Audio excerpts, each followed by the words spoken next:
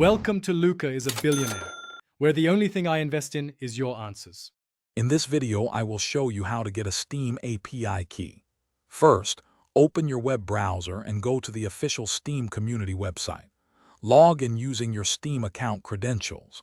Once logged in, you'll need to find the specific page for registering a Steam Web API key. It's a straightforward process, but having your account in good standing is essential for successful registration. Let's get started with these initial steps. Now that you're on the registration page, you'll see a field asking for a domain name. This is important for identifying your application. Simply enter the domain where your application will be used. Next, carefully read and accept the Steam Web API terms of use. It's crucial to understand these terms before proceeding. After that, click the Register button and your unique Steam API key will be generated instantly. It's that simple. Once your API key is generated, it will be displayed on the page.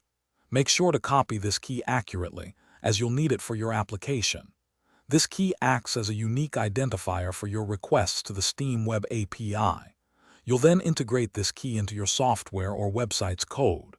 Remember, your API key is like a password. Keep it secure and never share it publicly to prevent misuse. Treat it with care. It's good practice to manage your API keys effectively. If you ever suspect your key has been compromised, you can easily revoke it and generate a new one. For different projects or applications, consider registering separate API keys. This helps with organization and security. Always refer to the official Steam Web API documentation for the most up-to-date information and specific guidelines on how to best utilize the API for your needs. Happy developing!